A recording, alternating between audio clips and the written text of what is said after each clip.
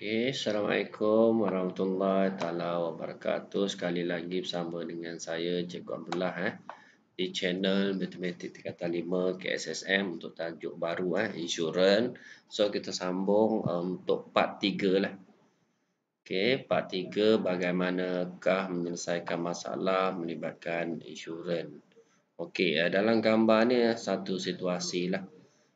Kerugian yang dialami oleh Encik alami berjumlah RM5,500. So syarikat insurans membayar sebanyak RM5,300 saja Dekat sini isu dia dekat sini lah ni conteng So RM5,300. So 200 ditanggung oleh encik lah. Mengapa saya tidak mendapat pampasan sepenuhnya? Ni isu dia sekarang. So dia tak dapat pampasan sepenuhnya. So dia terpaksa tanggunglah 200. Terdapat beberapa peruntukan dalam kontrak insurans yang menyebabkan pemegang polisi mungkin menerima pampasan kurang kurang daripada kerugian yang sebenar lah. Dan perlu menanggung sebahagian daripada peruntukan itu. Yang ni yang kita sebut sebagai deductible dan co-insurance. Yang dikenali juga sebagai insurans bersama. Sekarang ni kita nak discuss deductible dengan co-insurance. Kita tengok slide seterusnya. Apa dia deductible? Deductible ni dia berasal daripada perkataan deduct, tolak. So deductible iaitu jumlah yang perlu ditanggung oleh pemegang polisi sebelum layak membuat tuntutan daripada insurans. Yang ni yang isu selalu timbul. Kita guna insurans, pakai kad insurans, tapi kita masih perlu membayar. Kebiasaannya deductible terdapat dalam kontrak insurans harta. Biasanya ada dalam insurans harta, insurans perubatan dan kesihatan lah. Kat sini ada juga insurans motor. Peruntukan ini tidak terdapat dalam insurans hayat dan insurans liability diri. Dalam insurans hayat dengan insurans liability diri ini tak ada. So deductible ni jumlah yang perlu ditanggung lah oleh pemegang polisi. Pemegang polisi ni kita lah. Seterusnya cikgu nak bincang contoh 4 yang terdapat dalam buku teks Sarawak tu lah. Puan Suhaila telah membeli insurans motor untuk kereta yang mempunyai peruntukan deductible sebanyak 300. Sepanjang tempoh insurans tersebut, Puan Suhaila telah mengalami 3 kemalangan. So ada tempoh dalam insurans tu lah ada mengalami 3 kemalangan. Ini juga pakai marker merah clear sikit. Kerugian yang dialami pada bulan Mac, Julai dan Ogos sebanyak 2,800, 250 dengan 400. Menyatakan sama ada Puan Suhaila boleh membuat tuntutan terhadap kerugian yang dialami atau tidak. Sekarang ni kita tengok isu dia. Dia Puan Suhaila ni boleh tak menuntut kerugian yang dialami? Jika ya, nyatakan jumlah pampasan yang perlu dituntut bagi setiap kerugian yang dialami. Pada bulan Mac, kerugian dia 2,800. So tuntutan tu boleh dibuat. So deduct dekat sini 300 So dia tanggung 2,500. Deductible maka tuntutan boleh dibuat dia ni isu dia So balance 300. Pada bulan Julai kerugian dia 250. Boleh dituntut tidak? Pampasan tidak. Jumlah kerugian kurang daripada amount dia lah. Amount deduct dia tu. So kalau kurang daripada 300, so tak boleh lah. Pampasan tak boleh. Last kali pada bulan Ogos. kerugian dia 400 dia boleh lah tuntut Jadi orang tu bayar dia 100 lah. Sebab tolak deductible 300. Okey, mudah je nak faham deductible ni. Okey, kita tengok seterusnya. Dalam insurans motor, pemegang polisi bertanggungjawab menanggung deductible wajib sebanyak 400. Okey. Sekiranya kenderaan yang diinsurankan itu dipandu oleh individu yang tidak dinamakan dalam polisi. Okey. Dalam insurans, pemegang polisi bertanggungjawab menanggung deductible wajib 400. Individu tersebut dinamakan dalam polisi tetapi berumur bawah 21 tahun. Okey, pemegang lesen memandu sementara L dan pemegang lesen penuh yang kurang daripada 2 tahun. Okey, deductible lain dikenakan mengikut budi bicara syarikat insurans. Okey, ni isu dia Okey, dalam insurans motor, pemegang polisi bertanggungjawab menanggung deductible wajib sebanyak 400 sekiranya kenderaan diinsurankan dipandu individu yang tidak dinamakan. Okey, sekarang ni kereta tu nama kita tapi orang lain yang bawa. So, kita kena tanggung 400. Tu cerita mudah dia lah. Okey, so kita sambung slide seterusnya. Okey, contoh 5 Celin mempunyai polisi insurans perubatan dengan deductible sebanyak 300,000. 30,000. Maaf 30,000. Okey, setahun dengan had tahunan bernilai 300,000. Okey, pada tahun pertama dalam tempoh insurans, Celin telah dimasukkan ke hospital untuk pembedahan appendix dan dikenakan kos rawatan sebanyak 8,000. Okey, pada tahun berikutnya, Celin perlu melakukan pembedahan jantung pula. So, kos yang dikenakan dia sebanyak 210,000. Nyatakan jumlah yang perlu ditanggung. Ini mudah je lah yang ditanggung. Okey, dengan jumlah yang dibayar oleh syarikat insurans pada tahun pertama dan kedua. Okey, sekarang ni dia kata insurans perubatan dia deductible dia 30,000 setahun. Ni cerita dia setahun. So, tahun pertama kos rawatan dia kurang daripada amount deductible lah.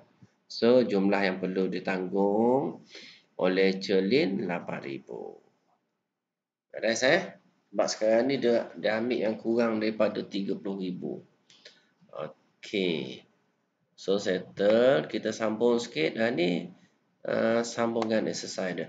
Tahun kedua, kos rawatan dia 210,000 juga. Ni kos rawatan ni lebih daripada amount deductible. 210,000. So, deductible tadi 30,000 saja. So, lebih daripada jumlah deductible ni. So, bila jumlah, so dia akan tolak 30,000 lah. Jumlah yang perlu ditanggung oleh Celin 30,000. Jumlah yang perlu dibayar syarikat insurans. So, insurans akan cover 180,000. Mudah je cerita dia. Boleh Okey, so kita pergi contoh yang seterusnya. Okey, kita masuk pada page yang ke-6. So, untuk tajuk ni, cikgu hanya ada 10 page sajalah. Okey, apakah co-insurance? Tadi kita cerita deductible. Ni kita cerita co-insurance. Apa dia co-insurance? Okey, perkongsian. Point dia perkongsian. Okey, bersama kerugian antara syarikat dan insurans dengan pemegang polisi. So, kita share dengan dia. Bagi fasal co-insurans dalam insurans harta, pemegang polisi hendaklah menginsurankan hartanya pada suatu jumlah tertentu berdasarkan peratusan co-insurans yang ditetapkan oleh syarikat insurans. Okey, daripada nilai yang boleh diinsurankan harta tersebut. Okey, sekiranya peruntukan co-insurans tidak dipenuhi, pemegang polisi perlu menanggung sebahagian kerugian. Okey, bersama-sama syarikat insurans.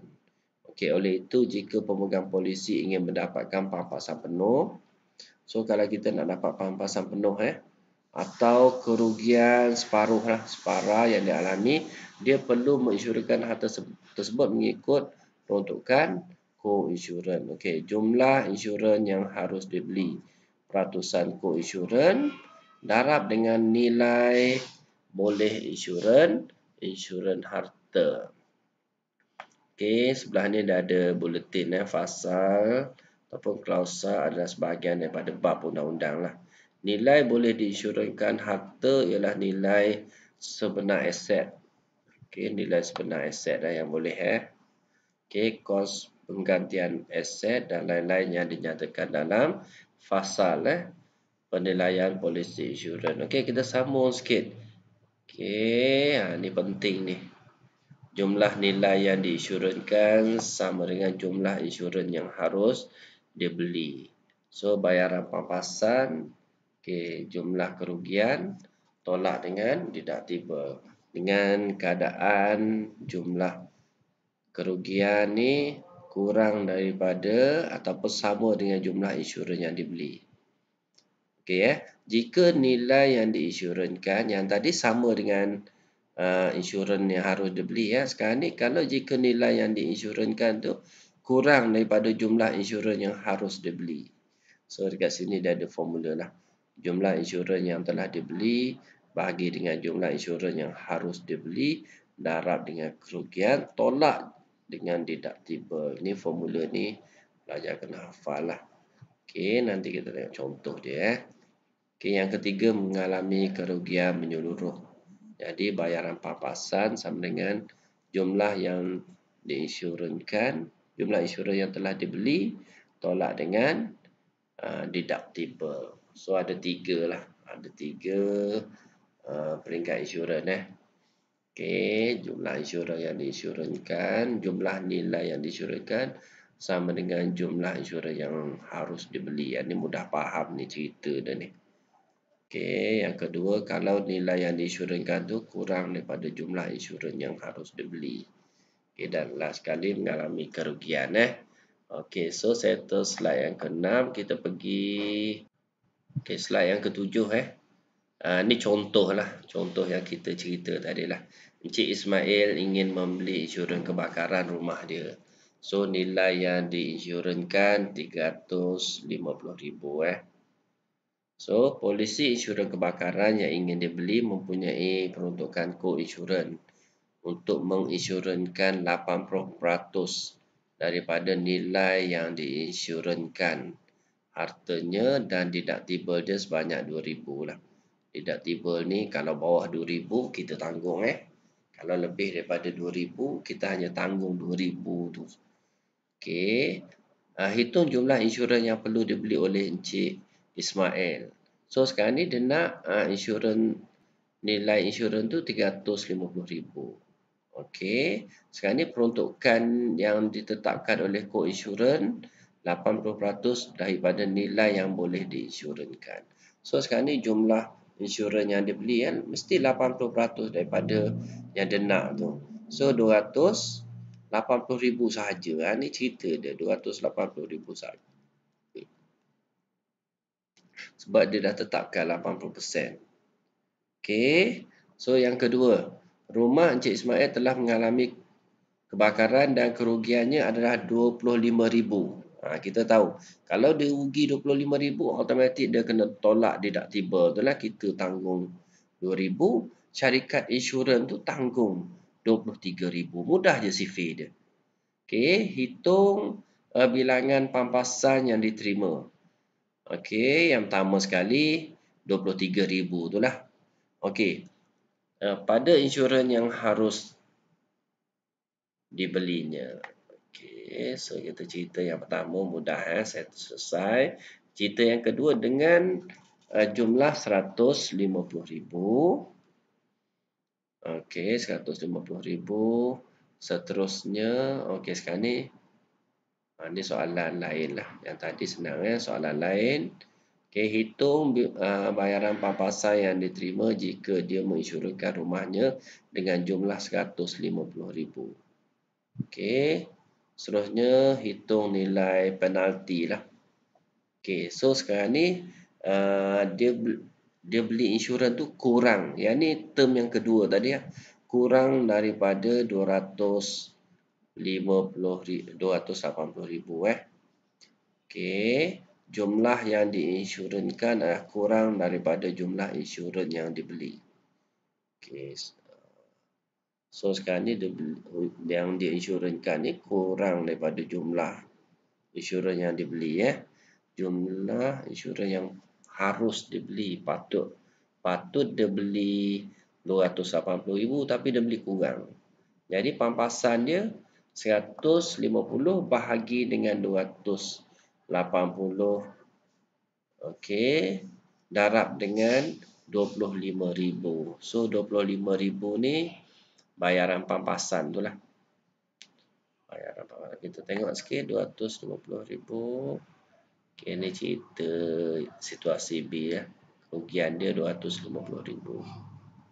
25,000 Jadi jumlah yang insurans yang dia beli bahagi dengan jumlah yang patut darab dengan 25,000. So dah dapat nilai, tolak dengan deductible je lah. Deductible dia 2,000 lah. So sekarang ni tolak. So bayaran pampasan tu hanya 11,000 saja 11,000 saja.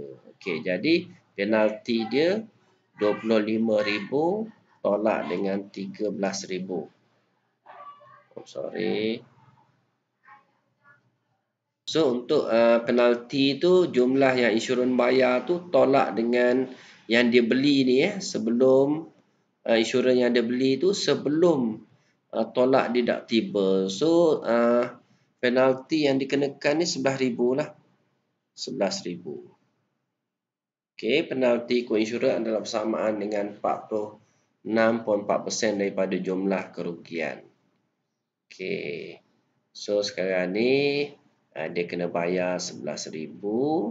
So bayaran pampasan 200,000 tolak. Ni untuk soalan C soalan lain ni, soalan C ni. Okey, rumah Encik Ismail mengalami kerugian. Dia menginsurans rumahnya dengan jumlah 200,000. Berapa pampasan dia dapat? So 200,000 tolak dengan deductible lah. Okey, deductible so 198,000. Kerugian yang ditanggung oleh Encik Ismail. Okey, jumlah rumah dia, insurans rumah dia Okey, tolak dengan pampasan yang dia beli itu, so dia akan rugi banyak ni lah. Kerugian yang dialami 152,000. Tu guna dia bila kita insurankan rumah, mesti insurans dengan harga rumah tu lah.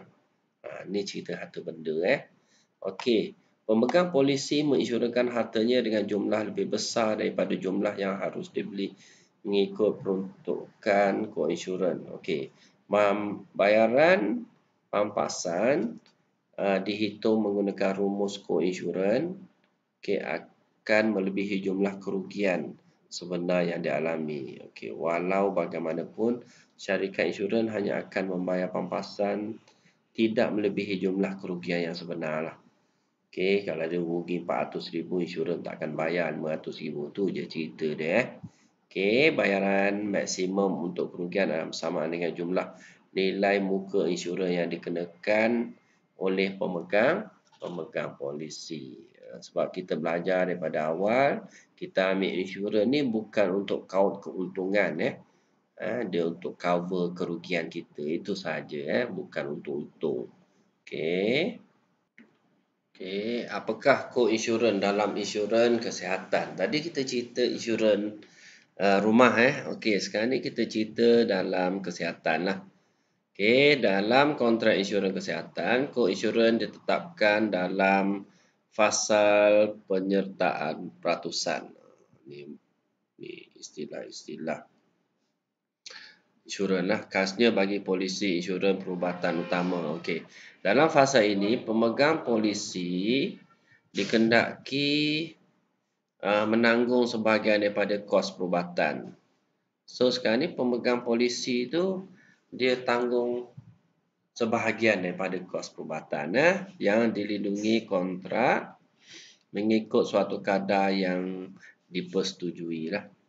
Okay, yang ni cerita medical card. So, pemegang polisi masih perlu membayar. Okay, selepas mengambil kira peruntukan deductible lah. Deductible pun ada juga. Okay, sekiranya ada, sebagai contoh penyertaan peratusan kod insurans 80-20. Okay, ini term dia 80-20.